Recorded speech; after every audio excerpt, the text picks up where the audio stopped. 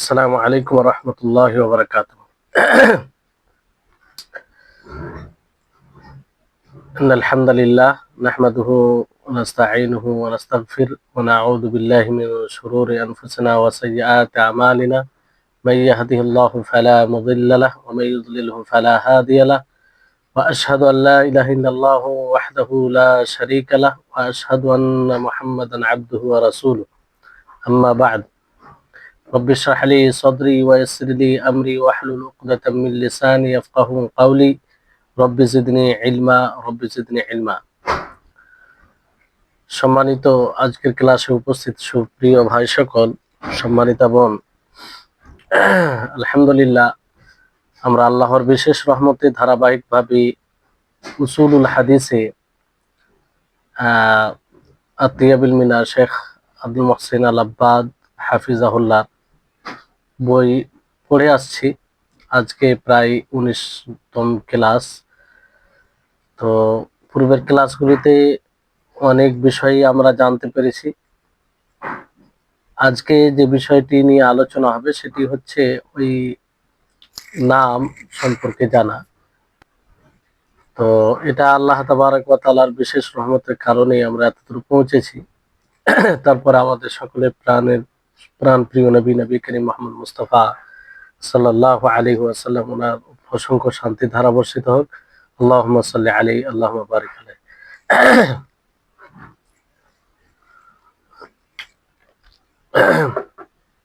তো পূর্বের ক্লাসে যেমন আমরা জেনেছিলাম যে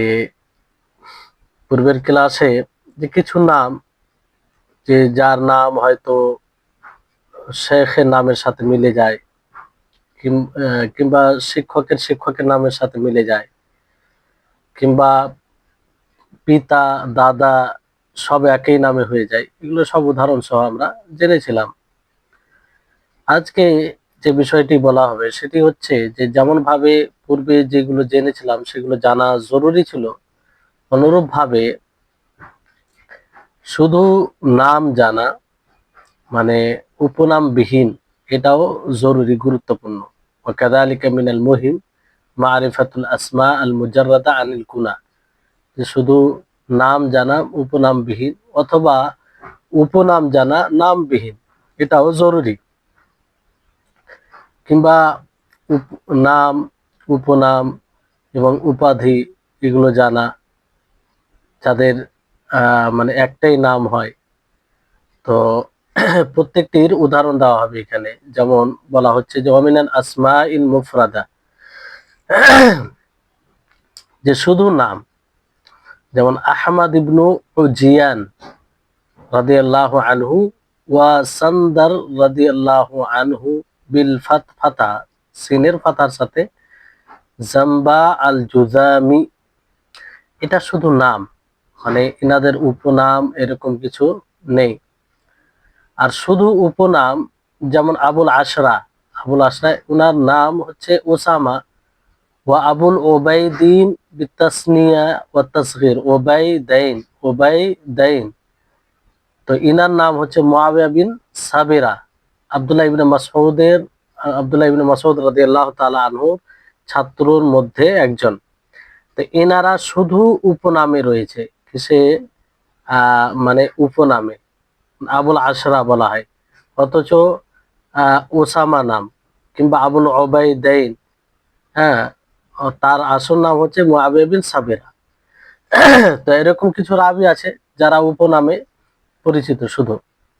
তারপরে শুধু আপনার উপাধি নামে, যেমন সাফিনাতু মাওলা রাসূলুল্লাহ সাল্লাল্লাহু আলাইহি সাল্লাম, ইনার নাম আসল হচ্ছে উমাইর মেহরান অথবা সালেহ, আর এছাড়া অন্য নামও বলা হয়েছে, কিন্তু সাফিনা মাওলা রাসূলুল্লাহ সাল্লাল্লাহু আলাইহি সাল্লাম এই নামেই পরিচিত। তারপর সাহানুন, ওনার নাম হচ্ছে আব্দুস সালাম ইবনে সাঈদ আল কায়রওয়ানি। তো সাহানুন, তো এখানে আপনারা তিন রকম বিষয় দেখলেন, যে একটা হচ্ছে যে শুধু নামে, তাদের উপনাম কিংবা উপাধি নাম নেই, যেমন আহমদ ইবনে জিয়ান সান্দার। আর তারপরে কিছু শুধু উপনামে মানে জানা গেছে, তাদের নাম আছে কিন্তু উপনামে আহ মানে চর্চা আর কি। যেমন আবুল আশরা, হ্যাঁ, আবুল ওবায়দাইন। তারপরে কিছু আছে যে শুধু উপাধি নামে, উপাধি মানে কাউকে লকব উপাধি দেওয়া কোনো।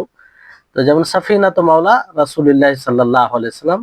তারপরে সাহনুন, সাহনুন এটা আসলে আসল নাম নয় কিন্তু উপাধি নাম। আসল নাম কি? আব্দুস সালাম ইবনু সাঈদ আল কায়রওয়ানি, সাহনুন উনার নাম। তো এই হচ্ছে বিষয়। তো এই ধরনের এগুলো জানার মানে আলাদাভাবে আলোচনা করার উদ্দেশ্য এটাই, যাতে যারা এগুলো নিয়ে যাচাই বাছাই করবে তাদের এটা স্পষ্ট ধারণা থাকে যে এরকম হয়, এরকম হয়। তো এই হচ্ছে যে এটা জানা থাকলে অনেক ভুল থেকে আহ, মানে বেঁচে থাকবে।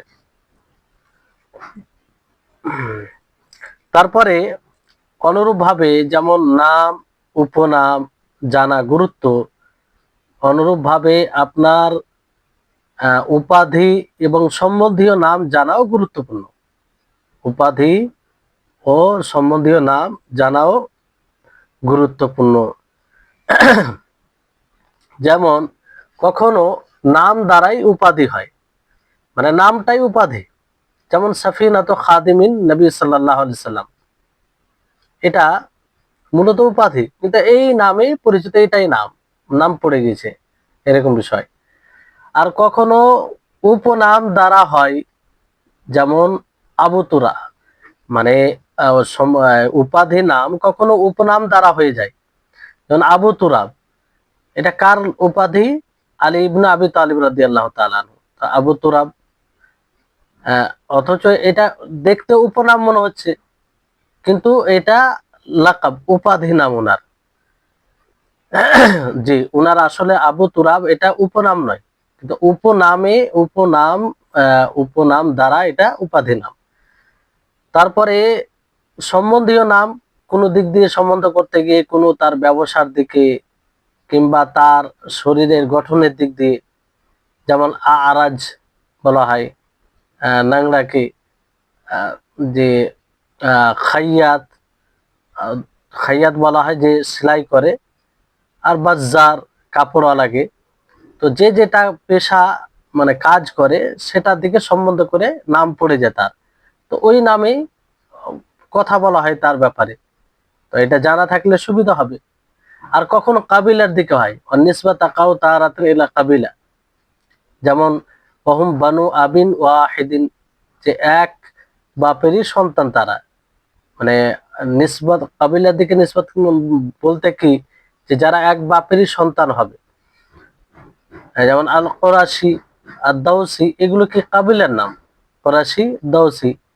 এইভাবে নিসবত করা হয় কাবিলার দিকে। কখনো আহ জন্মভূমির দিকে নিসবত করা হয়, ওয়াতানের দিকে, মাহাল্লু ইকামাতুল ইনসান, মানুষ যেখানে থাকে, যে শহরে থাকে, যে এলাকায় থাকে, সেই দিকে মানে নিসবত করা হয়। কখনো আবার যে কাজটি করে তার দিকে, কখনো যে পাড়ায় থাকে সেই জায়গার দিকে সম্বন্ধ করা হয়। যেমন বাগদাদি বলা হয়, ওয়াদাই বলা হয়, কাতেই বলা হয়। দারাকুতনি ইনাকে সম্বন্ধ করে বলা হতো কাতিআতি দাকিক ও দারাকুতন। হ্যাঁ, তো আসলে এই দুটি বাগদাদে দুটি মহল্লা রয়েছে, মানে পাড়া রয়েছে। পাড়া বলতে গ্রামে যে আলাদা আলাদা খণ্ড করে এক একটা পাড়া বলা হয় ওরকম। আর কখনো বাপ ছাড়া অন্যদিকে নিসবত করে সম্বন্ধ করে বলা হয়, যেমন মিকদাদ বিন আসওয়াদ, আসলে আসওয়াদ বিন আব্দ ইয়াগুস আজ-জাহরি, তিনি মানে ওনাকে পালক হিসাবে নিয়েছিল। আর উনি ছিলেন মিকদাদ ইবনে আমর বিন সালাবা আল কিন্দি, মিকদাদ বিন আমর বিন সালাবা আল কিন্দি। অনুরূপ ভাবে কখনো নিসবত করা হয়, সম্বন্ধ করা হয় মায়ের দিকে, যেমন বাবার দিকে, মায়ের দিকে। বেলাল বিন হামামা, বিলাল বিন হামামা ও আবু, আহ, আসলে তার আব্বা কি রিবা, রাবা। ইসমাইল ইসমাইল বিন ওলিয়া, তো ওলিয়া তো ওনার মায়ের নাম, ইসমাইল ওনার মায়ের নাম। আর ওনার আব্বা হচ্ছে ইব্রাহিম বিন মিকসাম আল আসাদি। তো এইভাবে কখনো মায়ের দিকে নিসবত এরকমও রাবি বর্ণনাকারী আছে। আর কখনো নিসবত কার দিকে করা হয়, যেদিকে স্বাভাবিকভাবে ভাবনা চিন্তা যায় না, না এরকমটা খেয়াল আসে না যে এরকমটা হবে। যেমন খালিদ আল হাজ্জা, আল হাজ্জা মানে কি, যে জুতা থাকে, জুতা বহনকারী বলা হয়। তো এই নামে মানে পড়ে গেছে নিসবত সম্বন্ধীয় নাম। যে কারণ যে তিনি যারা জুতা এগুলো ঠিক করতো কিংবা বানাতো তাদের নিকটে বসতেন, এই কারণে এই নাম পড়ে গেছে খালিদ আল হাজ্জা। আর সম্বন্ধীয় নাম এটা লকব হিসাবে হয় এরকমও, যেমন খালিদ বিন মখলাদ আল কোতওয়ানি আল কুফি, এটা এর দ্বারা লকব, লকব মানে উপাধি, মানে কোতওয়ান কাতওয়ানের দিকে নিসবত করে, সম্বন্ধ করে। তো এই হচ্ছে বিষয়। তো এইগুলো হয় রাবিদের মধ্যে, এরকম সব রকম রাবি বর্ণনাকারীদের মধ্যে পাওয়া যাবে। তো নাম ও উপনাম জানার মতো উপাধি এবং সম্বন্ধীয় নিসবতি নাম জানাটাও গুরুত্বপূর্ণ। উপাধি কখনো, আপনারা অনুবাদের দিকে তাকান তাহলে বিষয়টি আরো ক্লিয়ার হবে, যে উপাধি কখনো নামের শব্দ দিয়েই হয়ে থাকে, কখনো নামের শব্দ দিয়ে থাকে। উপাধি নামের শব্দ দিয়ে, মানে নাম কিন্তু ওটা উপাধি হিসাবে। যেমন নবী সাল্লাল্লাহু আলাইহি ওয়াসাল্লামের খাদিম সাফিনা, সাফিনা। তো আবার কখনো উপনামের শব্দ দিয়েও হয়ে থাকে, মানে উপাধি উপনাম দিয়ে হয়। উপনাম বলতে কারো বাপ অথবা কারো ছেলে, এইভাবে। যেমন মানে আবু দিয়ে হবে অথবা ইবনে দিয়ে হবে। যেমন আলী ইবনে আবি তালিব রাদিয়াল্লাহু তাআলা আনহু উপাধি আবু তুরাব, আবু তুরাব। তো উনার আসলে এটা উপনাম নয়, কিন্তু এই উপনামে উনার উপাধি। সম্বন্ধীয় নামটি কখনো আবার শারীরিক খুঁত, কর্ম বা পেশার দিকে লক্ষ্য করে হয়ে থাকে। শারীরিক কোনো খুঁত, কর্ম। যেমন আল আরাজ ল্যাংড়াকে, আল খাইয়াত দর্জি, আল বাজ্জার বীজ ব্যবসায়ীকেও বলা হয়। তো এদেরকে মানে নাম পড়ে গেছে, মানে যে যেটা ব্যবসা করতো তাদেরকে সম্বন্ধ করে মানে এই সম্বন্ধীয় নাম পড়ে গেছে আর কি। আর সম্বন্ধীয় নামটি কখনো গোত্রের দিকে লক্ষ্য করে হয়ে থাকে, মানে বংশের দিকে, কাবিলার দিকে, এক পিতা, যারা এক পিতার সন্তান হয়, যেমন আল কুরাশি, আদ দাউসি। কখনো আবার দেশের দিকে লক্ষ্য করে হয়ে থাকে। আর দেশ বলতে কি, মানুষ যেখানে বাস করে, যেখানে থাকে, হ্যাঁ, সেটা কোনো শহর হতে পারে, অথবা কোনো ক্ষেত খামার আহ হতে পারে, অথবা কোনো গলি, মানে পাড়া যেটাকে বলা হয়, মহল্লা হতে পারে। যেমন আল বাগদাদি, আল জাই, আল কাতি, আর দারকুতনি। তো কাতিয়াতু দাকিক এবং দারকুতুল বাগদাদের দুটি গ্রামের নাম, দুটি গ্রামের নাম। মহল্লা, গ্রাম বলতে ছোট ছোট এই গ্রাম হতে পারে কিংবা পাড়ার নাম, মহল্লা বলতে এটা বোঝায়। কখনো সম্বন্ধীয় নামটি হয় তার পিতা ছাড়া অন্যের দিকে লক্ষ্য করে, পিতা ছাড়া অন্যদিকে। যেমন মিকদাদ ইবনুল আসওয়াদ, তাকে আসওয়াদ ইবনু আবদে ইয়াগুস আজ-জুহরির দিকে সম্বন্ধ করা হয়েছে। তিনি তার তত্ত্বাবধানে লালিত পালিত হয়েছিলেন এবং তাকে পর্যায়ে তিনি তাকে পালক পুত্র হিসেবে গ্রহণ করেন।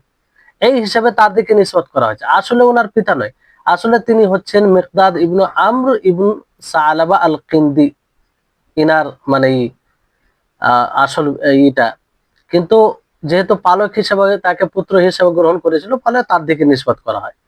কখনো আবার সম্বন্ধীয় নামটি হয় মায়ের দিকে লক্ষ্য করে, যেমনটা বলা হলো বেলাল ইবনে হামামা, তার পিতার নাম আসলে রাবা।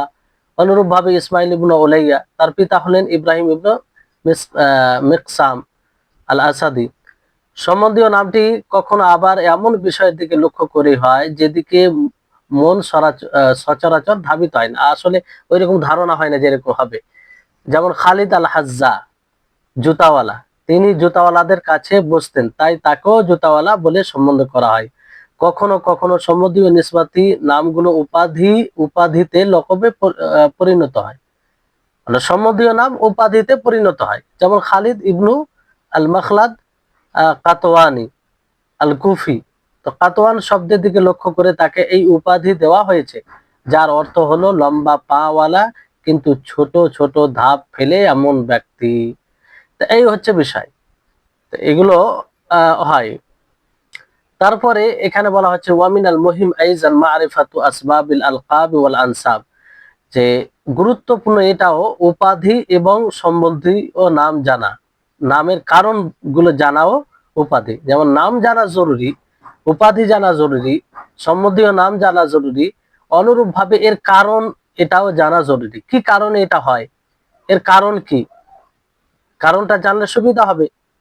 তো ইদ কাদ তাকুনু আহয়ানা আলা খিলাফিজ জাহির, কারণ কারণটা জানলে আপনি বাস্তবতা বুঝতে পারবেন। কারণ যে শব্দ দ্বারা উপাধি হয়েছে কিংবা সম্বন্ধীয় নাম হয়েছে, যেটা বাহ্যিক শব্দ অর্থ দেয়, তার বিপরীত হয় কখনো, তার বিপরীত হয়, আসলে ওটা নয়, কিন্তু নাম পড়ে গেছে অন্য কোনো কারণে, অন্য কোনো কারণে। যেমন মুআবিয়া বিন আব্দুল করিম আদ-দল, মুআবিয়া বিন আব্দুল করিম আদ-দল মানে কি, জল মানে গুমরা, পথভ্রষ্ট। মুআবিয়া বিন আব্দুল করিম পথভ্রষ্ট। তা আসলে জলটা নাম কেন পড়লো, বাহ্যিক অর্থ দিয়ে এটাই বোঝায়। আসলে সে জল্লা ফি তারিকি মাক্কাতাল মুকাররমা, তিনি মক্কা মুকাররমায় রাস্তায় মানে দিশাহীন হয়ে গেছিলেন, মানে রাস্তা খুঁজে পাচ্ছিলেন না, এই জন্য ওনার পড়ে গেল যে জল। তো বাহ্যিক অর্থ যে গুমরা, কিন্তু পথভ্রষ্ট, আসলে এটা নয়, মানে রাস্তা না পাওয়া, রাস্তা না পাওয়া। অনুরূপ ভাবে আব্দুল্লাহ ইবনে মুহাম্মদ আদ-দাঈফ, জাইফ মানে দুর্বলকে বলা হয়। তো কেউ হঠাৎ করে শুনে কি ভাববে, যে মনে হয় দুর্বল ছিল, শারীরিক দুর্বল কিংবা অন্য কিছু দিক দিয়ে দুর্বল মনে করতে পারে। কিন্তু এর কারণটা যখন জানতে পারবে, স্পষ্ট হয়ে যাবে যে এই কারণে তাকে জাইফ বলা হয়। তো কিসের কারণে এনাকে জয়ী বলা হতো, যে তেনার শারীরিক দুর্বলতার কারণে, শারীরিক দুর্বলতার কারণে দাঈফ বলা হতো। তারপরে হাফিজ আব্দুল গানি বিন সাঈদ আল আজদি তিনি বলেন রাজুলানি জালিলানি লাজিমাহুমা লাকাবানি কাবিহানি, যে দুই ব্যক্তি, মানে দুই সম্মানিত ব্যক্তি, যাদের যাদের সাথে এক মন্দ উপাধি পড়ে গেছে, মন্দ উপাধি পড়ে গেছে, দুই মন্দ উপাধি তাদের সাথে, দুই সম্মানিত ব্যক্তির সাথে। যেমন হাসান ইবনে ইয়াজিদ আল কাবি, হাসান ইবনে ইয়াজিদ আল কাবি, আল কাবি মানে শক্তিশালী। তো আল কাবি মানে উপরে যে আপনার উপরে বলা হলো, উপরে মুআবিয়া বিন আব্দুল করিম আদ-দল আর আব্দুল্লাহ বিন মুহাম্মদ আদ-দাঈফ, এই দুজন আসলে একজন সম্মানিত সম্মানিত দুইজন ব্যক্তি, ঠিক আছে, কিন্তু ওনাদের সাথে লাকাব উপাধি মন্দ হয়ে গেছে। একজনের দল মানে পথভ্রষ্ট বাহ্যিক দিক দিয়ে, আর একজন দাঈফ মানে দুর্বল। কিন্তু আসলে কারণটা কি, যে একজন মক্কায় রাস্তা খুঁজে পাচ্ছিলেন না, ওই জন্য তাকে দল বলা হয়েছে। আর একজন শারীরিক দুর্বলতার কারণে তাকে দাঈফ বলা হয়েছে। আর আরেকটি যেমন যে হাসান বিন ইয়াজিদ আল কাবি, কাবি মানে শক্তিশালী। তো এনাকে শক্তিশালী কোন দিক দিয়ে বলা হতো, অনেকে ভাববে হয়তো উনি শারীরিক দিক দিয়ে শক্তিশালী ছিল, তা নয়, উনি আসলে ইবাদতে শক্তিশালী ছিলেন, ইবাদত কঠোর ভাবে করতেন, মানে খুব সচেতন থাকতেন, আর কোন ইবাদতকে হাতছাড়া করতেন না, এই জন্য ওনাকে আল কাবি বলা হতো। তো এই কারণটা জানা থাকলে স্পষ্ট হয়ে গেল। তারপর আবু মাসউদ উকবা বিন আমির আমির আল বদরি, তো বদরি এনাকে বলা হয়েছে, মূলত তিনি বদর যুদ্ধে অংশগ্রহণ করেনি, আসলে তিনি ওই বদর নামক জায়গায় তিনি অবস্থান করেছিলেন, এই জন্য তিনাকে বদরি বলা হয়, এই জন্য বদরি বলা হয়, তো ওখানে থাকার কারণে। তো এই কারণটা জানা হলো তো স্পষ্ট হলো, তা না হলে অনেকেই বদরি সাহাবী মনে করবে যে ইনি বদর যুদ্ধে অংশগ্রহণ করেছে, এরকমটা মনে হবে। ফলে এই কারণগুলো জানা জরুরি। তারপরে এর সাথে মিলিত আর কিছু বিষয় রয়েছে, যে ওলামা এবং রাবি গ্রন্থের মধ্যে মাওয়ালি মানে মৃত্যু, এই বিষয়টি কিন্তু রাবিদের মধ্যে ভাই ভাই বোনের পরিচয়, ভাই বোনের পরিচয়, এটাও জেনে গেলে ভালো হবে। যে মানে যেগুলো আমরা জানলাম তার চেয়ে তার সাথে মিলিত বিষয়, যে আলেমগণ ও রাবিদের মধ্যে মাওয়ালিদেরকে চেনা এবং রাবিদের ভাই বোনদের সম্পর্কে জানা। মাওয়ালি মাওয়ালি কাকে বলে আগে আসবে আলোচনায়। জি, আগে আলোচনা আসবে এখানে। যেমন আনওয়াউল ওয়ালা, ওয়ালা বলতে মৈত্রী সম্পর্কের প্রকার ভেদ, বলতে বন্ধুত্ব সম্পর্ক, এটা কয়েক প্রকারের হয়, কয়েক প্রকারের হয়। তো এই ক্ষেত্রেও কাউকে ওইভাবে বলা হয়, তো এটাও জানা একরকম জরুরি। তো এখানে বলা হচ্ছে যে ওয়ালা তিন প্রকার, আল ওয়ালা আলা সালাসাতি আনওয়া, ওয়ালা তিন প্রকার। একটা দাস স্বাধীনের মাধ্যমে হয়, দাসকে স্বাধীন করার মাধ্যমে হয়, আর এটাই বেশিরভাগ হয় ওয়ালা। অনেক বর্ণনাকারী রয়েছে যাকে, যার সম্বন্ধ করা হয় এমন কাবিলার দিকে যে কাবিলা থেকে তাকে আজাদ করা হয়েছে, স্বাধীন করা হয়েছে, যে কাবিলা থেকে তাকে স্বাধীন করা হয়েছে, যে দাস মুক্ত করার সম্পর্ক।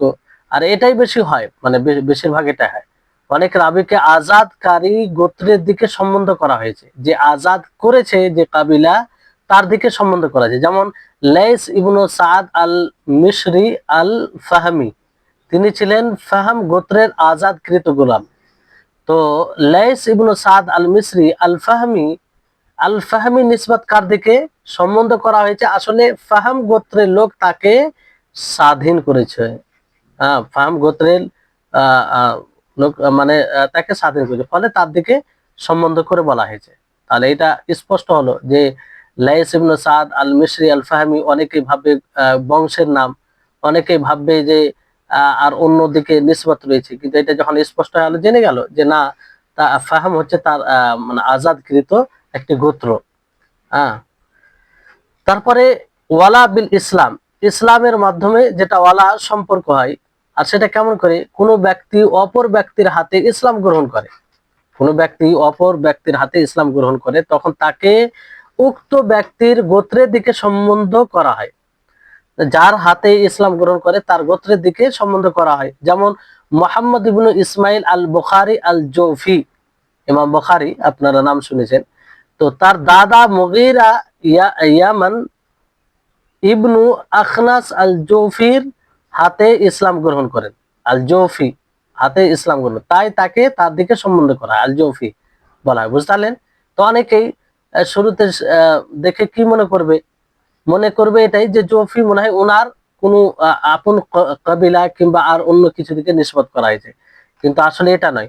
ওনার দাদা জৌফি হাতে, জৌফির হাতে ইসলাম গ্রহণ করে, ফলে তার দিকে নিসবত করা হয়, তার দিকে নিসবত করা হয়। তো এরকম রয়েছে অনেকটা।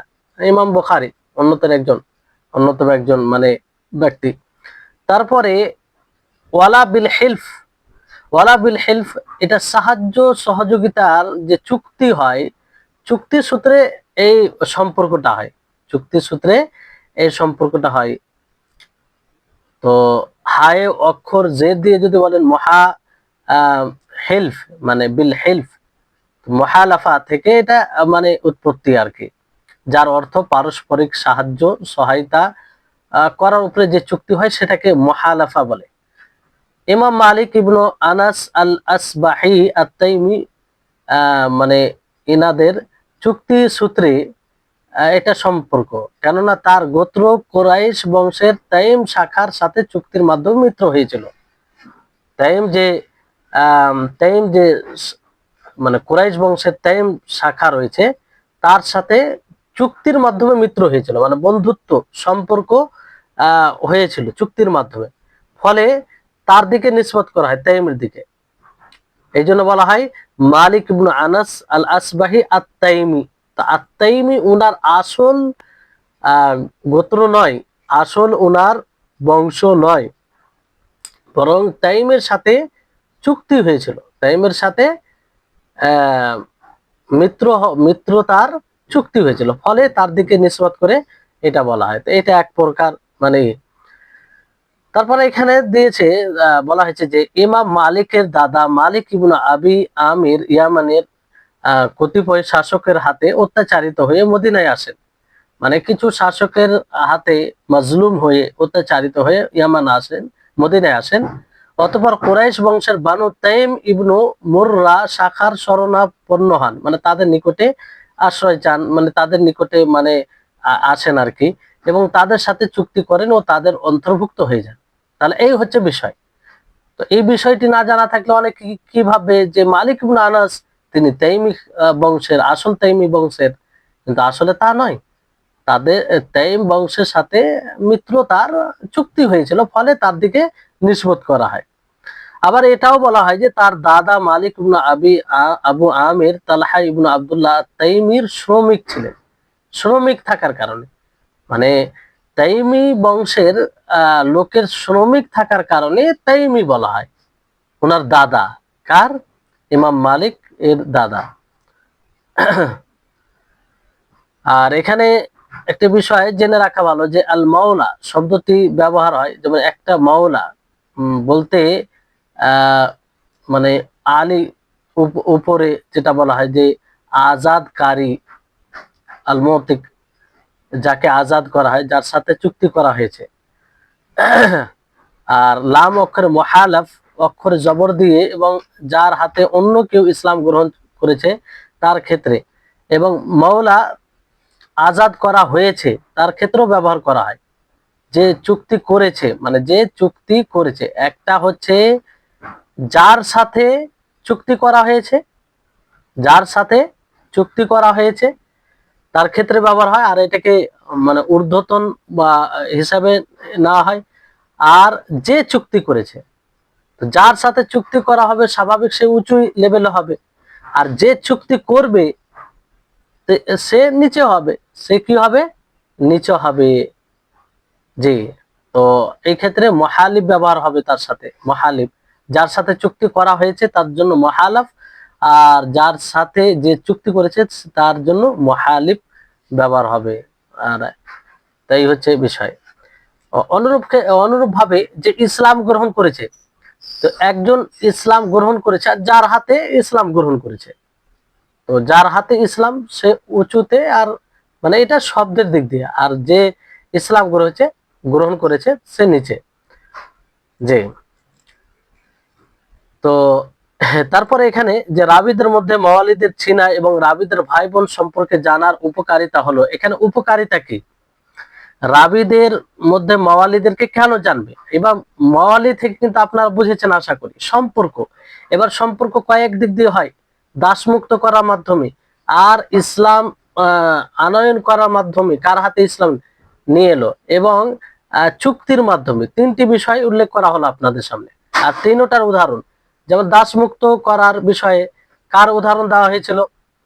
দাসমুক্ত করার বিষয়ে উদাহরণ কার দেওয়া হয়েছিল?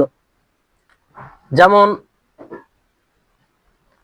লাইস ইবনে সাদ আল মিসরি আল ফাহমি, ফাহম গোত্রের মানুষ তাকে আজাদ করেছিল। ফাহম গোত্রের আজাদকৃত গোলাম ছিল, ফলে ফাহম গোত্রের দিকে নিসবত করে লাইস ইবনে সাদ আল মিসরি আল ফাহমি বলা হয়। আর দ্বিতীয় হচ্ছে ইসলামের মাধ্যমে। ইসলামের মাধ্যমে যেমন মোহাম্মদ ইবনে ইসমাইল আল বুখারী আল জুফি, আল জুফি কেন বলা হয়? ওনার আসল কাবিলা নয়, বরং ওনার দাদা মুগিরা, ওনার দাদা মুগিরা ইয়ামান বিন আখলাস আল জুফির হাতে ইসলাম গ্রহণ করে, ফলে ওই জুফির দিকে নিসবত করা হয়। তারপরে চুক্তির মাধ্যমে, সম্পর্কের উপরে চুক্তির মাধ্যমে যেটা হয় যে এক পারস্পরিক সহযোগিতা করবে, এক অপরের সহযোগিতা আসবে। যেমন মালিক ইবনে আনাস আল আসবাহ আত-তাইমি বলা হয়। তো তাইমি ওনার আসল গোত্রের নাম নয়, বরং ওনার দাদা তাইমের সাথে চুক্তি হয়ে সম্পর্ক করেছিলেন, ফলে তাইমি বলা হয়। আর এর কারণ আরো কিছু বলা হলো, এর কারণ আর কিছু বলা হলো। তো এই হচ্ছে বিষয়।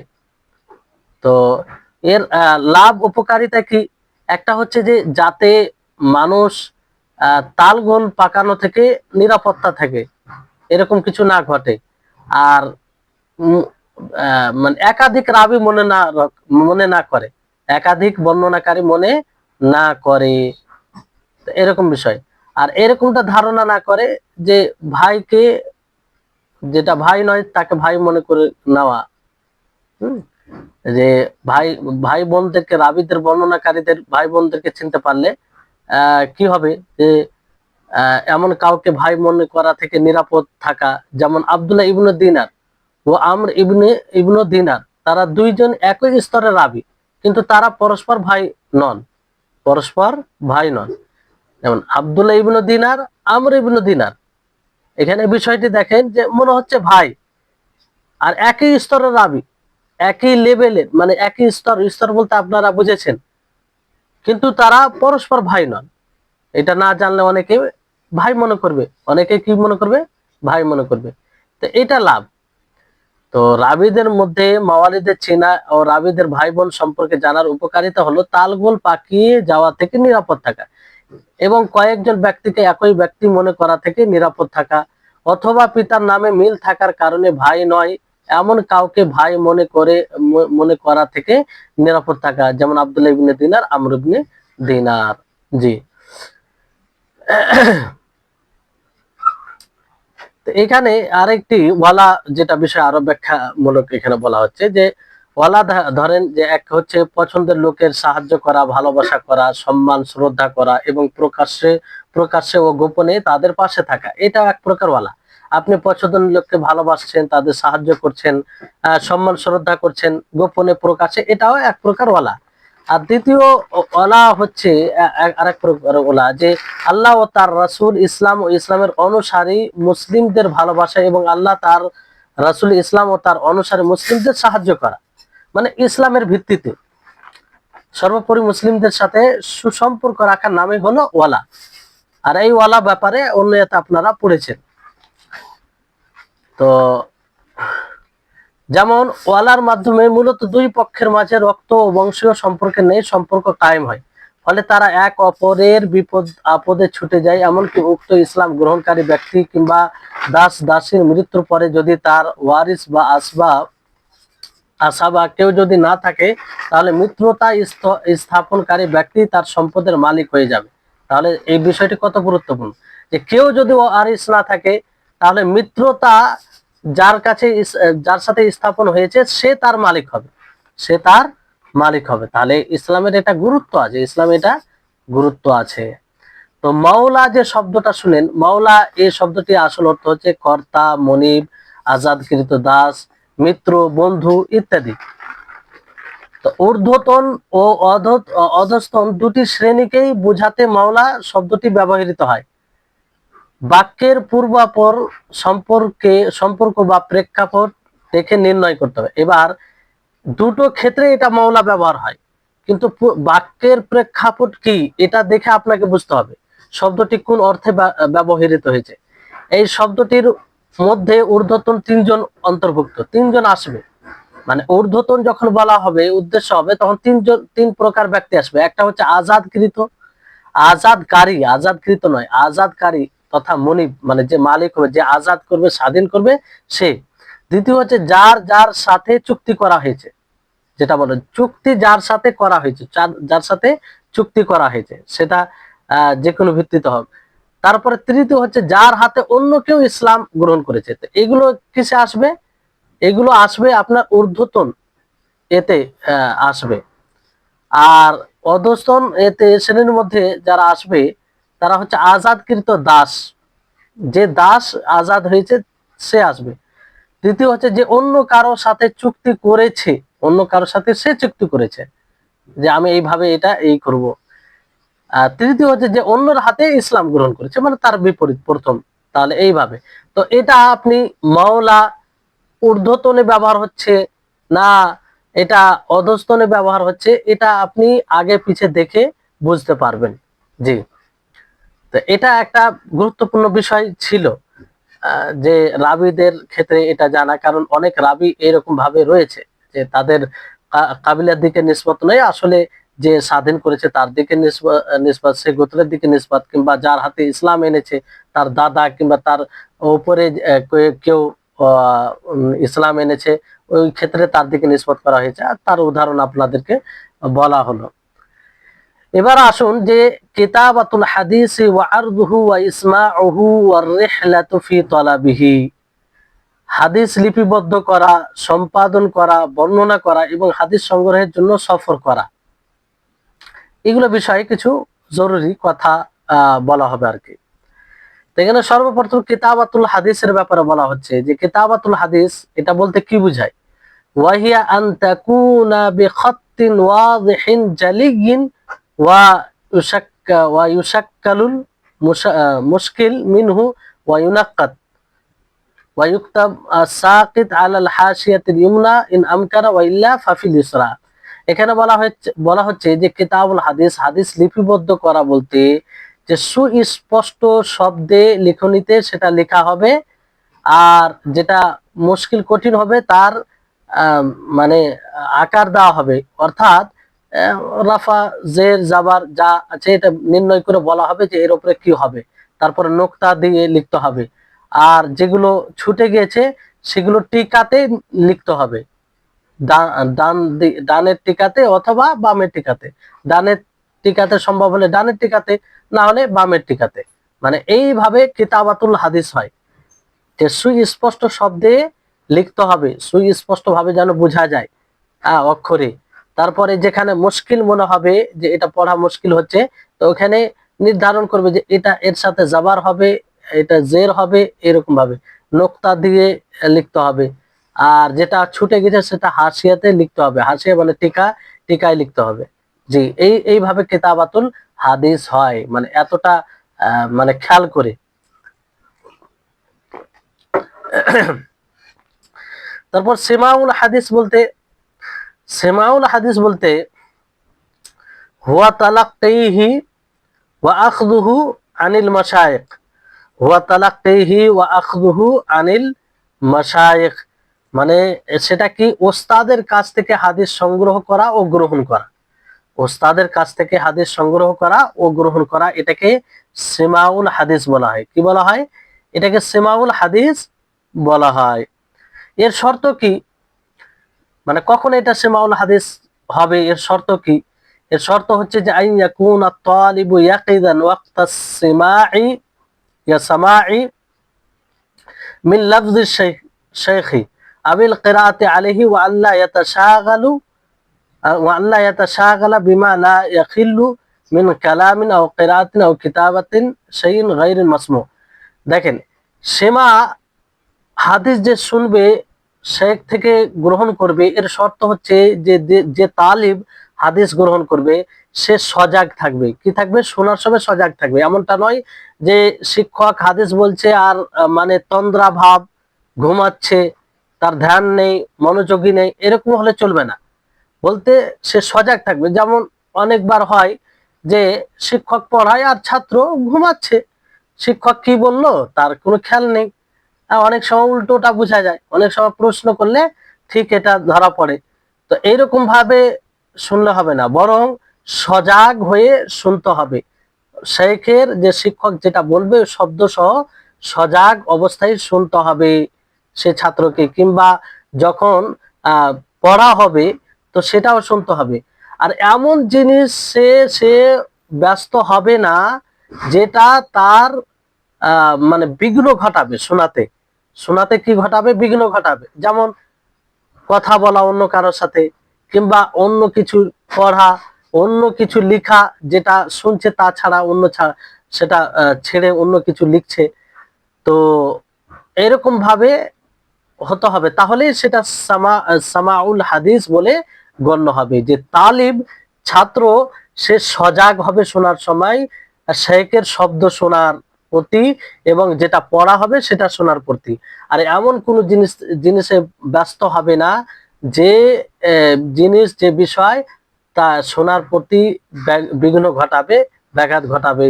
যেমন অন্যের সাথে কথা বলা, অন্য কিছু পড়া, কিংবা যেগুলো শুনছে সেগুলো ছেড়ে অন্য কিছু লিখা। তাহলে এই বুঝতে পারলেন যে সামাউল হাদিস সেটা কাকে বলে এবং তার শর্ত কি।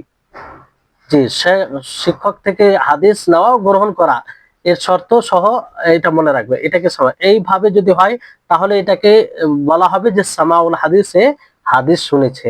আর যদি জানা যায় কারো ব্যাপারে যে সে অমনোযোগী থাকতো, সে ঘুমাতো, তাহলে সেটা সামাউল হাদিস বলে গণ্য করা হবে না। আরজুল হাদিস, আরজুল হাদিস বলতে কি? যে হুয়া আইয়ুকাবিলা তালিবু মা শেখ, শেখের সাথে সে মিলিয়ে নিবে, শিক্ষকের সাথে মিলিয়ে নিবে। কেমন ভাবে? সাওয়ান কানা মা শেখ আসলাহু, শিক্ষকের সাথে তার আসল পাণ্ডুলিপির সাথে মিলাতে পারে, আউয়ালা আলা হিফজিহি, অথবা তার যে শিক্ষকের স্মরণ আছে, মুখস্থ আছে, সেটার সাথে সে মিলাবে। আও ইউকাবিল মা সিকাতিন গায়রিহি, কিংবা গ্রহণযোগ্যতার সাথে অন্যদের সাথে মিলাতে পারে। আইয়ুকাবিলুহু বিনাফসি আলা আসলি শাইখি আও ফারইন মুকাবিল আলাইহি, কিংবা সে মিলাবে, নিজে নিজে মিলাবে শেখের কোনো আসল পাণ্ডুলিপি থেকে, কিংবা যেটা শেখের পক্ষ থেকে এসেছে সেটা থেকে মিলাবে। তো আরজুল হাদিসটা আর একটু ভালো করে বুঝুন, যে ছাত্র তার লিখিত বিষয়গুলো ওস্তাদের সাথে মিলিয়ে নেবে। কিভাবে মিলাবে? ওস্তাদের কাছে মূল পাণ্ডুলিপি থাকতে পারে, অথবা তিনি তার স্মৃতির উপরে নির্ভর করতে পারেন, অথবা ছাত্র অন্য কোনো নির্ভরযোগ্য কারো সাথে মিলিয়ে নিতে পারে, অন্য কোনো নির্ভর কারোর সাথে, কিংবা নিজে নিজেই ওস্তাদের মূল পাণ্ডুলিপির সাথে বা ওস্তাদের কাছে সম্পাদনা করে নেওয়া কোনো অনুলিপির সাথে মিলিয়ে নিতে পারে। তাহলে এই হচ্ছে আরজুল হাদিস, এই হচ্ছে আরজুল হাদিস। তারপরে ইসমাউল হাদিস। ইসমাউল হাদিস কাকে বলে? ইসমাউল হাদিস বলা হয় যে হুয়া তাহদিস বিহি, মানে ইসমা মানে শোনানো, হাদিস শোনানো, মানে হাদিস বর্ণনা করা। এর শর্ত কি? যে আইয়াকুনা শাইখু ইয়াকিদান ওয়াক্তাল ইসমাই ওয়াত তাহাদ্দুস, যে শিক্ষক সে সজাগ থাকবে হাদিস শোনানোর সময়, হাদিস বর্ণনা করার সময় সে সজাগ থাকবে। গায়রা মাশগুলি বিমা ইয়াখুল, মানে যে জিনিসটা বিঘ্ন ঘটাবে সেটাতে ব্যস্ত থাকবে না। ওয়া আইয়াকুনা আদাউহু মিন আসলিহি আল্লাযী সামিআ ফীহি, আর তার মানে আদায় তার মূল পাণ্ডুলিপি থেকে হবে যেটাতে সে শুনেছে, অথবা তারই কিছু যেটাতে মিলিয়ে রেখেছে সেটা থেকে, মানে এমন জায়গা থেকে সে শোনাবে যেটাতে আসলের সাথে মিলিয়ে রেখেছে। যদি এটা সম্ভব না হয় তো কমসে কম সে অনুমতি দিবে। কি দিবে? অনুমতি দিবে। তাহলে ইসমাউল হাদিস, হাদিস বর্ণনা করা, এটা বলতে কি বুঝায়? এটা বলতে বুঝায় যে হাদিস মানে হাদিস বর্ণনা করে, এর জন্য শর্তটা আসলে মনে রাখতে হবে যে ওস্তাদ হাদিস শোনানো ও বর্ণনা করার সময় সজাগ থাকবেন, বিঘ্ন সৃষ্টি করে এমন কিছু নিয়ে ব্যস্ত থাকবেন না, আর তার হাদিস বর্ণনা হবে ওই পাণ্ডুলিপি থেকে যেখান থেকে তিনি শুনেছেন, যেখান থেকে তিনি শুনেছেন আসলে ওই পাণ্ডুলিপি থেকে হবে, অথবা ওই অনুলিপি থেকে যা ওস্তাদের কাছে সম্পাদনা করে নেওয়া হয়েছে। মানে এমন যদি আসল পাণ্ডুলিপি না হয় তো কমসে কম ওই অনুলিপি থেকে হবে যেটা আসল শিক্ষকের সাথে তিনি মিলিয়ে নিয়েছেন, সম্পাদনা করেছেন, সঠিক বেঠিক সবগুলো ঠিকঠাক করে রেখেছেন। যদি সম্পাদনা করে নেওয়া সম্ভব না হয়, মানে সম্পাদনা ধরেন করা হয়নি কিংবা সম্ভব হয়নি, তাহলে কমসে কম তার শিক্ষক অনুমতি দিয়ে থাকবে। হ্যাঁ, তাহলে অনুমতির মাধ্যমে সে ঘাটতি পূরণ করে নিতে হবে, মানে যেটা ঘাটতি আছে অনুমতির মাধ্যমে সেটা পূর্ণ করতে হবে। এই শর্তের সাথে ইসমাউল হাদিস, হাদিস বর্ণনাকারী মানে হাদিস বর্ণনা করতে পারে। জি, তাহলে কয়েকটি শর্ত বলা হলো, যে এক, সজাগ থাকবে হাদিস বর্ণনা করার সময়। দুই, এমন কোনো জিনিসে ব্যস্ত হবে না যেটা ব্যাঘাত ঘটাবে। তৃতীয় হচ্ছে যে আসল পাণ্ডুলিপি থেকে শোনাবে। যদি এটা না হয় তো এমন অনুলিপি থেকে শোনাবে যেটা আসল শিক্ষকের সাথে মিলিয়ে নিয়েছেন কিংবা সম্পাদনা করে নিয়েছেন। পঞ্চম বিষয় হচ্ছে যদি আসল মানে সম্পাদনা করা সম্ভব হয়নি তো কমসে কম শিক্ষক অনুমতি দিয়ে থাকবে। তাহলে পাঁচটি শর্ত থাকলে এটা ইসমাউল হাদিস, হাদিস বর্ণনা করা বলে গণ্য হবে। জি, তারপরে বিষয়টি হচ্ছে যে হাদিস গ্রহণের ক্ষেত্রে সফর করা, আর রিহলাতু ফি তলাবিল হাদিস, এই বিষয়টি একটু প্রশস্ত ভাবে পড়া উচিত। এতে অনেক চমৎকার ঘটনা রয়েছে আর অনেক শিক্ষণীয় আমাদের জন্য ঘটনা রয়েছে। এক এক হাদিসের জন্য মুহাদ্দিসিনে কেরাম, বর্ণনাকারীগণ কত দূর সফর করেছেন আর কত কষ্ট বহন করেছেন, যেটা আমরা বর্তমান সময়ে ভাবতেও পারি না। আর এরকম কষ্ট করার এখন ওই মিজাজও নাই। কিন্তু ওই সময় নিত্য নতুন কোনো প্রযুক্তি ছিল না। আজকে তো আপনি সমস্ত হাদিস একটা সফটওয়্যারে জমা করে দেওয়া হয়েছে, দুই একটি শব্দ লিখলে তার ওই শব্দ দ্বারা যতগুলো হাদিস আছে সবগুলো হাদিস আপনার সাথে আপনার এতে স্ক্রিনে চলে আসবে।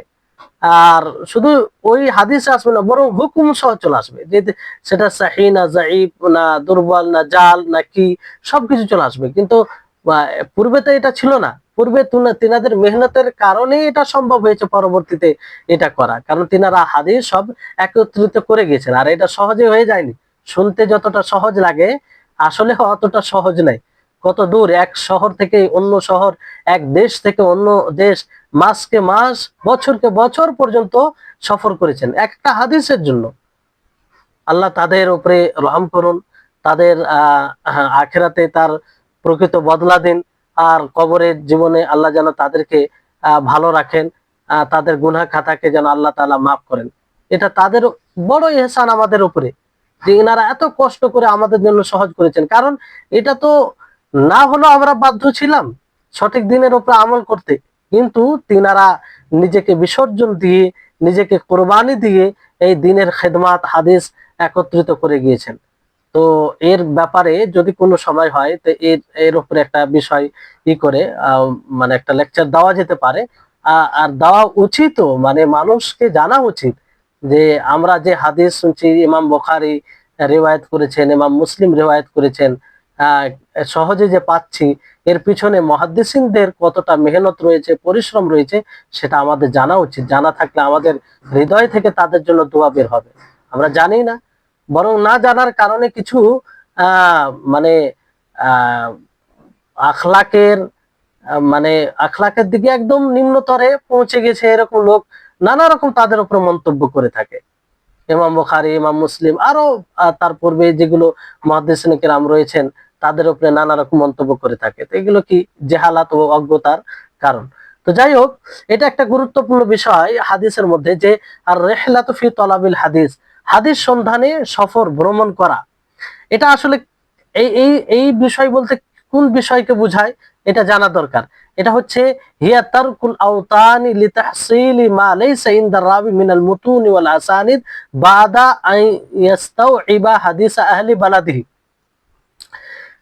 যে বর্ণনাকারীর নিকটে, মাতন, মাতন কাকে বলে আপনারা জানেন, এবং সানাদ কাকে বলে সেটাও জানেন। যে মাতন, বর্ণনাকারীর নিকটে যেসব মানে যেসব মাতন আছে আর সানাদ আছে, সেগুলো ছাড়া যেগুলো নেই, তার সন্ধানে জন্মভূমি, নিজের জন্মভূমি যে জায়গায় থাকে সেই জায়গাকে ছেড়ে অন্য শহরে যেখানে পাবে তার উদ্দেশ্যে বের হয়ে যাওয়া।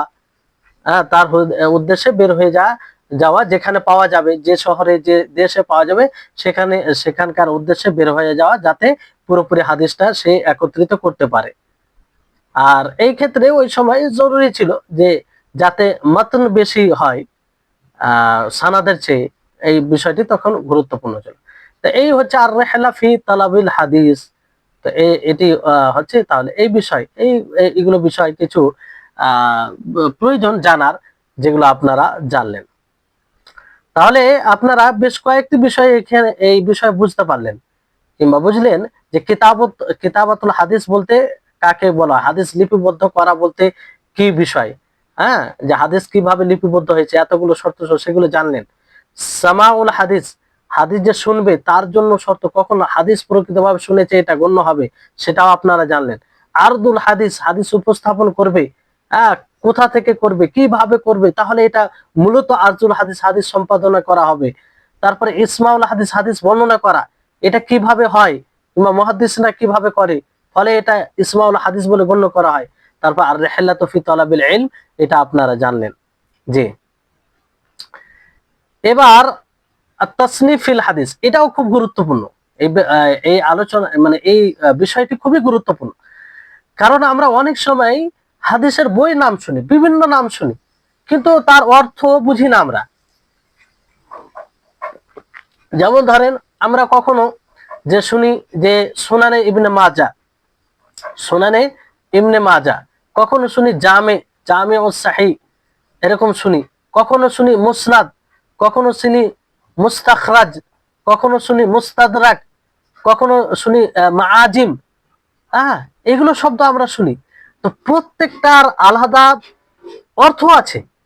জামে তিরমিজি কিংবা জামে সাহিহ যখন বলবো তার একটা অর্থ আলাদা, মুসনাদ সুনানে ইবনে মাজা তার একটা অর্থ আলাদা, আর সেই অর্থের ভিত্তিতেই হাদিস একত্রিত করা হয়েছে। তো আমাদের তো কমসে কম এতটুকু জানা দরকার যে এই লেখক রহিমাহুল্লাহ তিনি এই হাদিসকে এই বই এই পদ্ধতিতে জমা করেছে, এটা তো ধারণা থাকা উচিত।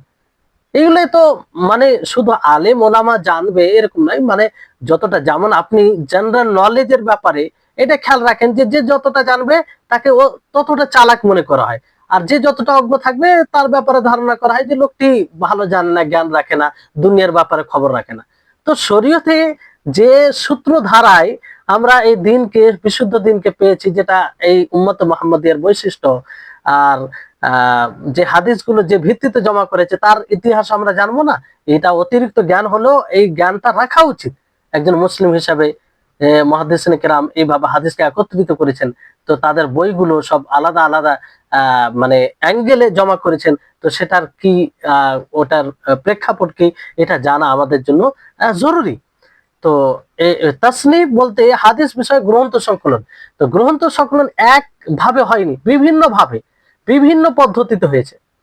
আর আপনারা বিভিন্ন ভাবে যে নাম শুনেছেন, তো বিভিন্ন নাম শুনেন তার মানে বিভিন্ন পদ্ধতিতে হয়েছে, সবগুলো এক নয়, সবগুলো এক নয়।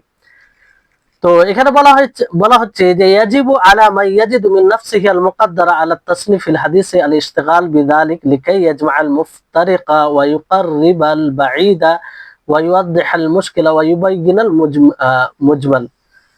এখানে যে জরুরি তাদের উপরে যারা নিজেকে সক্ষম মনে করেন লিপিবদ্ধ সংকলন করার উপরে, নিজেকে ওই রকম মানে অভিজ্ঞ মনে করেন যে লিখতে পারবো, তাকে এই কাজে ব্যস্ত হওয়া জরুরি।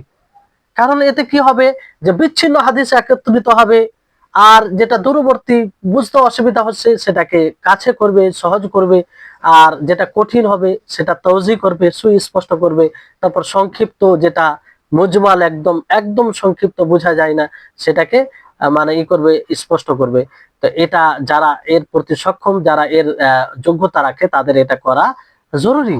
হ্যাঁ, وألا يخرج مصنفا من يده إلا بعد تهذيبه وتكرار النظر فيه وليكن تأليفه فيما يعم الاحتياج إليه ويكثر الانتفاع به।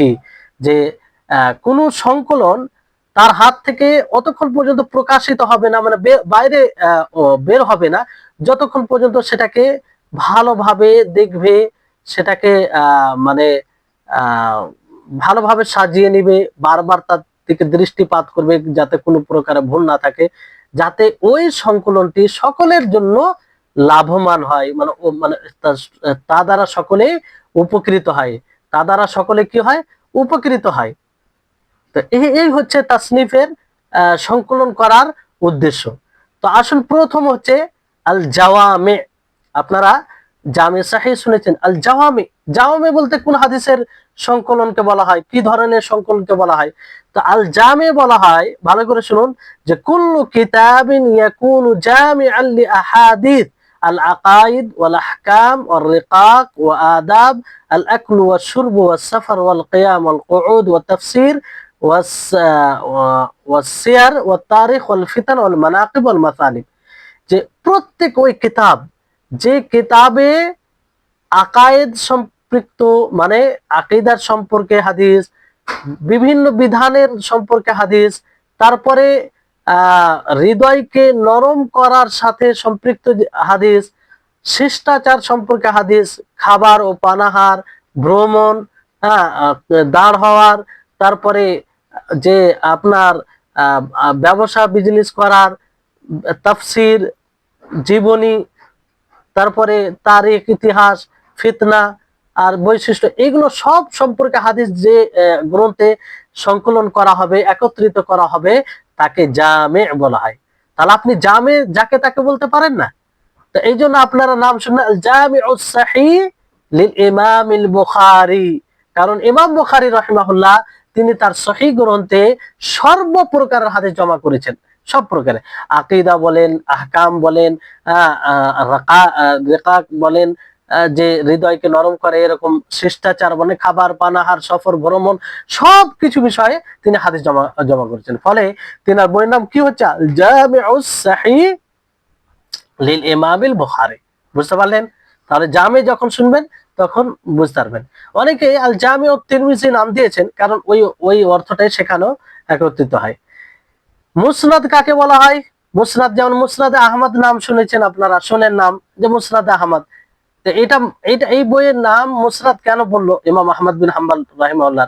আরো অনেক মাসানিদ রয়েছে এই ছাড়া, যেটা প্রসিদ্ধ আরো রয়েছে অনেক। যে মুসনাদ বলা হয় কুল্লু কিতাবিন জুমিআ ফীহি মারওিয়াতু কুল্লি সাহাবিয়িন আলা হিদা মিন গায়রি তাকঈদ বিসিহহাতিল হাদিস ওয়া হুসনিহি ওয়ালা বিমুনাসাবাতিল বাবি ওয়া নাহবিহি।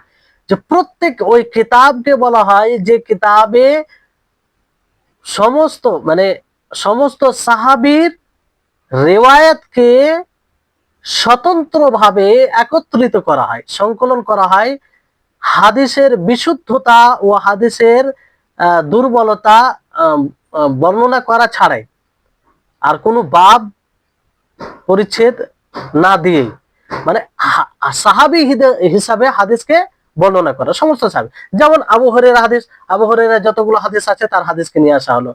আব্দুল্লাহ ইবনে আমরের হাদিস যতগুলো আছে তার হাদিসকে নিয়ে আসা হলো। আনাস বিন মালিকের যতগুলো হাদিস আছে তার হাদিসকে নিয়ে আসা হলো।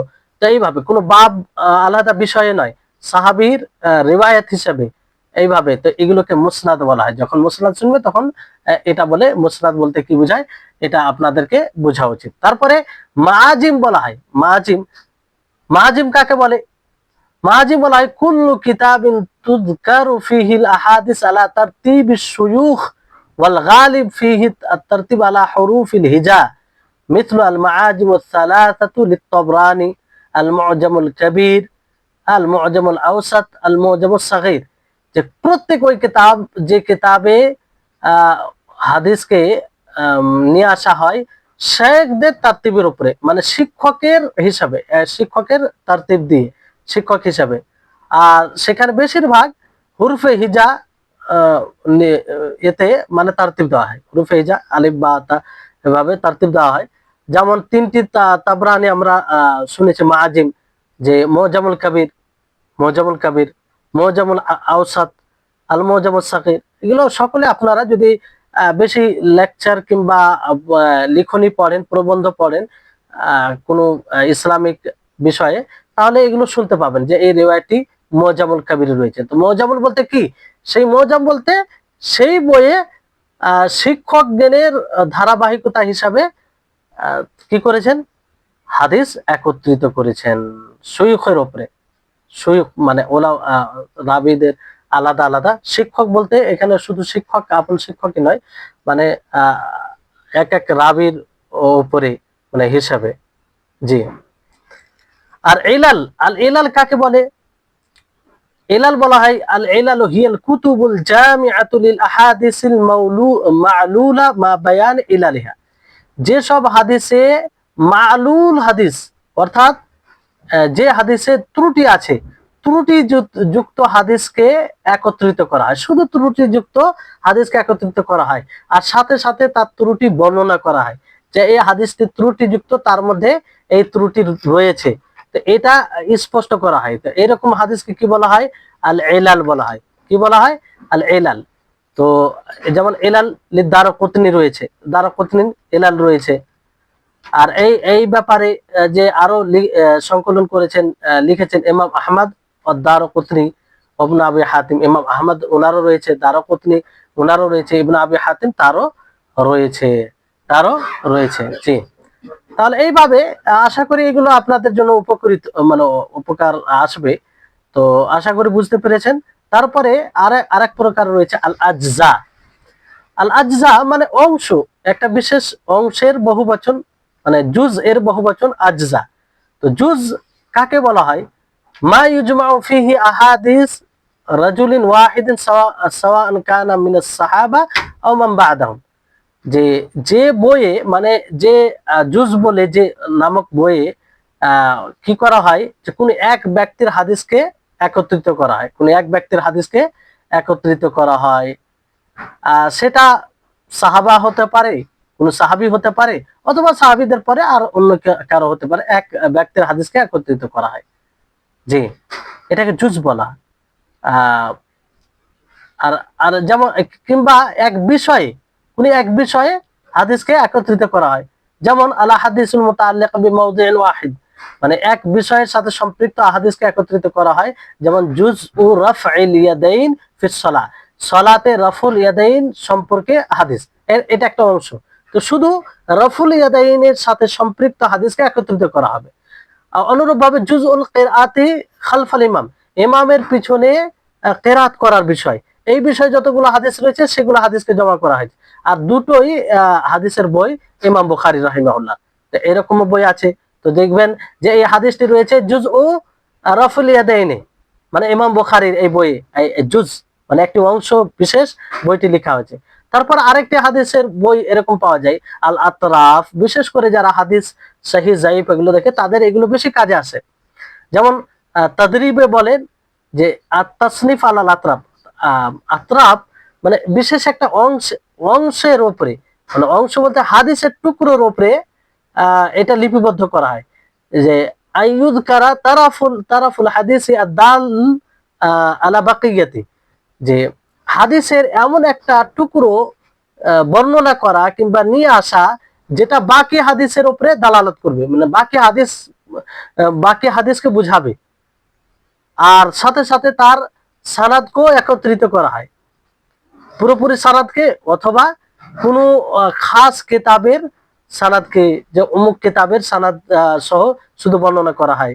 যেমন রয়েছে তুহফাতুল আশরাফ বিমাআরিফাতিল আতরাফ, তুহফাতুল আশরাফ বিমাআরিফাতিল আতরাফ লিল হাফিজ আবুল হুজ্জাজ আল মিজ্জি।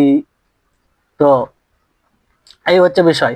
তো এই মানে তুহফাতুল আশরাফে কি করা হয়েছে, পুরো হাদিস নয়, হাদিসের একটা টুকরো, ওটাকে এমন টুকরোটা নিয়েছে যে যে টুকরোটা দেখে বোঝা যাবে যে বাকি অন্য হাদিসটা কি আছে, মানে বাকি অংশটা কি আছে। আর সেটা সানাদ সহ, কখনো কখনো পুরোপুরি সানাদ থাকে, কখনো একটা কোনো বিশেষ কিতাবের, যে এই কিতাবের সানাদ সহ একটা খাস মানে শর্তযুক্ত থাকে।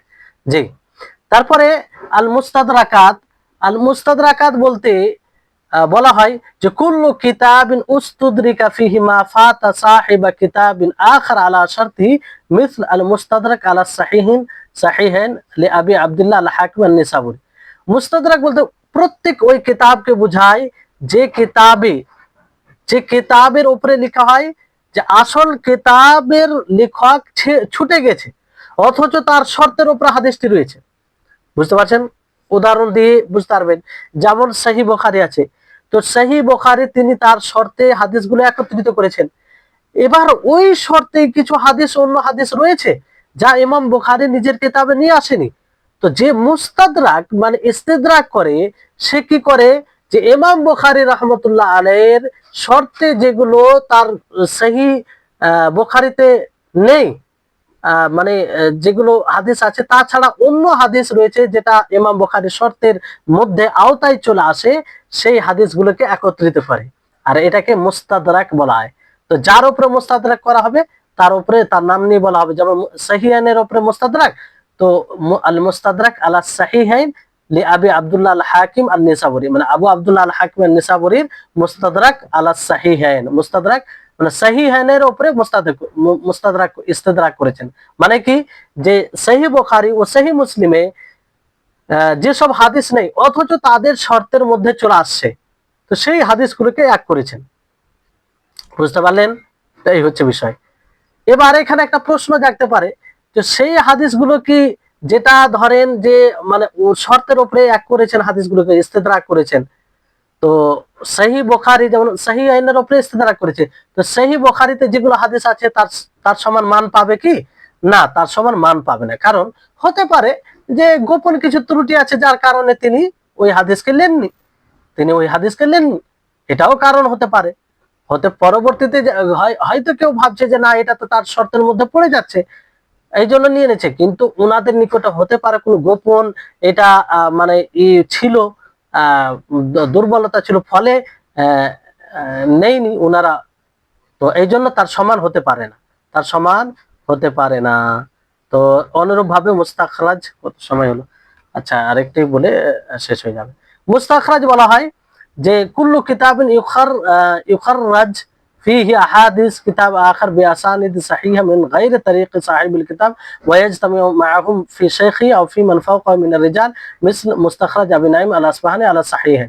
দেখেন, মুস্তাখরাজ বলা হয়, মুস্তাখরাজ ওই কিতাবকে বলা হয় যে কিতাবে অন্য কিতাবের হাদিসকে মানে সানাদ সহ, বিশুদ্ধ সানাদ সহ একত্রিত করা হয়, কিন্তু যে কিতাবের হাদিসকে একত্রিত করা হয় সেই কিতাবের তারিখে নয়, সেই কিতাবের তারিখে নয়, বরং মানে ওই তারিখটা যে তারিখে বর্ণনা করবে সে তারিখটা মিলবে আসল কিতাবের শিক্ষকের সাথে, অথবা শিক্ষকের উপরে যে বর্ণনাকারী রয়েছে তার সাথে মিলবে।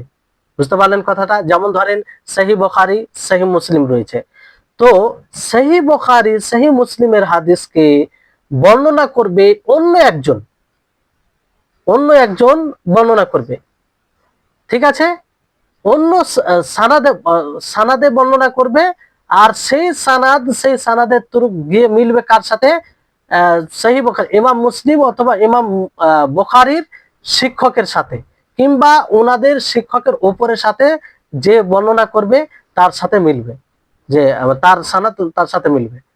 বুঝতে পারলেন? যেমন মুস্তাখরাজ আবু নাঈম আল আসবাহানি আলা সাহিহান, আবু নাঈম আল আসবাহানি তিনি ইস্তেখরাজ করেছেন সাহিহানের উপরে। আবু নাঈম ইনি কি করেছেন যে সহিহ বুখারী ও সহিহ মুসলিমের হাদিস এখানে ওই সহিহ বুখারী সহিহ মুসলিমের হাদিস বর্ণনা করেছেন, নিয়ে এসেছেন, মানে সহিহ মুসলিম ও ইমাম বুখারী ও ইমাম মুসলিমের তারিখ ছাড়া অন্য তারিখে নিয়ে এসেছেন, যে তারিখটি ইমাম বুখারী ও ইমাম মুসলিমের শিক্ষকের সাথে মিলবে, কিংবা তিনাদের শিক্ষকের ওপরের সাথে কোন রাবির সাথে মিলবে। এটাকেই মুস্তাখরাজ বলা হয়। এটাকে কি বলা হয়? মুস্তাখরাজ বলা হয়। তবে এখানে একটা খেয়াল রাখতে হবে, ওয়াল মুস্তাখরিজুনা লাম ইয়ালতাজিমু গালিবান ফি মাতনিল হাদিস লাফজুল কিতাব আল মুখাররাজ আলাইহি, যে মুস্তাখরিজ যারা এটা করে তারা এটা মানে জরুরি ভাবে না যে মাতনে হাদিস একই হবে, মানে সহিহ বুখারীতে যেটা আছে, আসল মূল যেটা সহিহ বুখারীতে সেটাতে যেটা আছে সেটাই হবে, মানে কে শব্দগুলো ভিন্ন হতে পারে। এই জন্য কেউ মুস্তাখরাজের হাদিস বর্ণনা করে সহিহ মানে আসল যে কিতাবের ইস্তেখরাজ করা হয়েছে তার দিকে হাওয়ালা দিতে পারে না। মানে যেমন মুস্তাখরাজ আবু নাঈম আল আসবাহানির মুস্তাখরাজ রয়েছে, তো সেই মুস্তাখরাজের হাদিস বর্ণনা করে কেউ বলতে পারে না যে সহিহ বুখারীর হাদিস কিংবা সহিহ মুসলিমের হাদিস। কেন? কারণ মুস্তাখরিজ যারা ইস্তেখরাজ করে এইভাবে, তারা শব্দে একই হবে এটা তারা মানে জরুরি মনে করে না, মানে ভিন্ন ভিন্ন শব্দ থাকে। হ্যাঁ হ্যাঁ, যদি জানা যায় যে শব্দগুলো সবই একই, কোনো পার্থক্য নেই, তাহলে ভিন্ন বিষয়। জি, তাহলে আশা করি আপনারা বুঝতে পারলেন এই গ্রন্থের এইগুলো প্রকার সমূহ, এগুলো একটা ধারণা থাকাটা ভালো, যেটা হয়তো আপনাদের মধ্যে আশা করি এসেছে। তো এইখানে যেমন একটি উদাহরণ, যেহেতু কথা ভিন্ন হয়ে যাবে তো এই উদাহরণটা দিয়ে দিই, যদিও সময় হয়ে যায়, যে একটি রিওয়ায়াত রয়েছে মুসলিমের একটি বর্ণনা, বুঝতে পারলেন? সেখানে দেখেন একই সানাদ, কিন্তু ওপরে সানাদ কার সাথে মিলছে? নাফে নাফে নাফে না, এখানে দেখেন ইয়াহইয়া ইবনু ইয়াহইয়া তিনি পড়েন মালিক থেকে, আর নাফে, আর এখানে কি পুরো ভিন্ন সানাদ, আর মানে মালিকে যে গিয়ে সানাতি মানে মিলছে আর কি। তো যাই হোক, বিষয়টি হচ্ছে উপরে যেটা সহিহ মুসলিমের রিওয়ায়াত, সেখানে শব্দ আছে লা তাসুমু হাত্তা তারাউল হিলালা ওয়া লা তুফতিরু হাত্তা তারাহু ফাইন উগমিয়া আলাইকুম ফাকদিরু লাহু, এইটা শব্দ আছে। আর যেটা মুস্তাখরাজ হিসেবে নিয়ে এসেছে, ওখানে কি শব্দ আছে? যে ফাইন গুম্মা আলাইকুম ফাকদিরু লাহু ফাইন গুম্মা আলাইকুম ফাকদিরু লাহু, এখানে হাত্তা তারাহু, তো ফাইন গুম্মা আলাইকুম, এই শব্দ একটু পার্থক্য আছে। তো বর্ণনা দুটিতে দেখা যাচ্ছে দুটির সনদ ভিন্ন ভিন্ন, দুটির সনদে ভিন্ন ভিন্ন, আপনারা ভালো করে লক্ষ্য করবেন ভিন্ন ভিন্ন। সনদটি গিয়ে ইমাম মুসলিমের ওস্তাদের ওস্তাদ ইমাম মালিকের সাথে মিলে গেছে। দেখেন, ইমাম মালিকের মালিকের সাথে ইমাম মালিক মানে ইমাম মুসলিমের ওস্তাদের ওস্তাদ ইমাম মালিকের সাথে মিলেছে, যেটা আপনারা ভালো করে প্রত্যক্ষ করলে দেখতে পাবেন। তারপরে দুটি বর্ণনার শব্দে কিছুটা পার্থক্য রয়েছে, কিছুটা পার্থক্য। তাই সূত্র উল্লেখ করার সময় দ্বিতীয় কিতাবের শব্দগুলোকে সহি মুসলিমের এর শব্দ বলে চালিয়ে দেওয়া ঠিক হবে না। এটা একটা স্পষ্ট উদাহরণ, আপনারা ভালোভাবে আরো এই উদাহরণটি দেখে নেবেন। সানাদটি ভালো করে দেখেন যে পুরো সানাদ ভিন্ন, কিন্তু ইমাম মালিকের কাছে গিয়ে সেই সানাদটি মিলছে। তো আল্লাহ তাআলা যেন আমাদের জন্য এইসব বিষয়কে সহজ করেন। আর আল্লাহ আমাদের ইলমি যেন আল্লাহ তাআলা বারাকা দান করেন, ইলমে নাফি দান করেন, যে ইলম দ্বারা আমরা দুনিয়াতে এবং আখিরাতে উপকৃত হতে পারি। ওয়া আখির দাওয়ানা আলহামদুলিল্লাহি রাব্বিল আলামিন। আসসালামু আলাইকুম ওয়া রাহমাতুল্লাহি ওয়া বারাকাতুহু।